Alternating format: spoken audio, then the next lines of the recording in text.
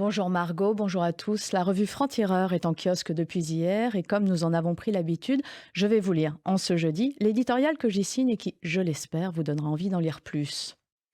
Emmanuel Macron a voulu rendre un hommage national aux invalides, aux 42 victimes françaises des pogroms perpétrés par le Hamas le 7 octobre dernier en Israël. Comme lors de la manifestation contre l'antisémitisme, la question s'est de nouveau posée de savoir quoi faire des extrêmes et de leurs élus désireux d'être présents. Quoi faire des LFI qui, derrière le gourou Mélenchon, refusent de qualifier clairement le Hamas d'organisation terroriste, justifient ses crimes, mais veulent rendre hommage à ses victimes contre la volonté même de leur famille, attirées par l'aubaine d'un Hamas-washing. Quoi faire du RN qui se pose en défenseur des Juifs, mais laisse prospérer en son sein l'antisémitisme façon Gude. Quoi faire, en définitive, de ces présences encombrantes avec qui l'on ne se sent pas l'âme de communier?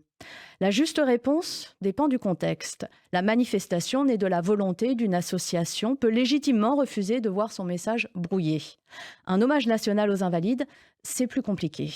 Privatiser une commémoration, interdire la présence de représentants élus de la nation reste délicat, surtout lorsque l'on souhaite l'union sacrée.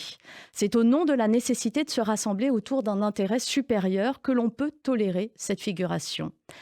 Mais à condition de la raconter, de la dévoiler, de la démasquer. Accepter les élus de LFI, s'ils reviennent attendre Rafah, mais rappeler la complaisance de ce parti vis-à-vis du Hamas. Accepter le RN, mais pointer sa dénonciation de l'antisémitisme à géométrie variable et son silence lorsque la haine du juif vient de l'intégrisme catholique. En d'autres termes, il faut supporter ces tartuffes, mais dire leur vrai visage. L'histoire, de toute façon, reconnaîtra les siens. Margot et nos auditeurs, vous pourrez lire ce billet dans la revue Franc-Tireur en kiosque cette semaine. Vous y lirez ce billet, mais aussi le franc-parler de Caroline Fourest, bien sûr. Ça s'appelle Le Méli-Mélo de Mila. Et il y est question de Mila. Mila que j'ai évidemment défendue quand il le fallait. Mila que Caroline Fourest a évidemment défendue quand il le fallait. Mila que nous avons tous défendue quand il le fallait et qu'il fallait défendre au nom de l'universalisme, de la laïcité et des valeurs de la République. Mila avait blasphémé. Ça n'a rien d'illégal dans notre pays laïque. Elle était pourtant menacée de mort pour cela. Ça n'est pas admissible et il fallait le dire haut et fort. Mila n'a finalement pas su résister à la tenaille de ceux qui voudraient que nous soyons tous soit islamistes, soit racistes. Mila a fait sur les réseaux son coming out identitaire, s'affichant désormais avec des figures de l'extrême droite. Caroline Fourest la décrypte, elle raconte la difficulté à résister à l'appel des extrêmes et ces digues de la nuance qui ont fini par lâcher. Agriculture, champ de bataille, c'est notre dossier de la semaine et il est signé Anne Denis. Un dossier pour tout savoir et tout comprendre de la révolte paysanne, laquelle n'est pas que française, mais tout savoir aussi des solutions proposées par le gouvernement. Ces promesses sont-elles justes et suffisantes? Anne Denis analyse la situation, les vérités et les contre-vérités. À qui la délégation LFI en déplacement à Rafah a-t-elle donc bien pu demander un cessez-le-feu comme elle a dit vouloir le faire? C'est la question que se pose Benjamin Cyr dans l'œil de Cyr cette semaine, rubrique qui traite évidemment de bien d'autres sujets avec pertinence et acuité.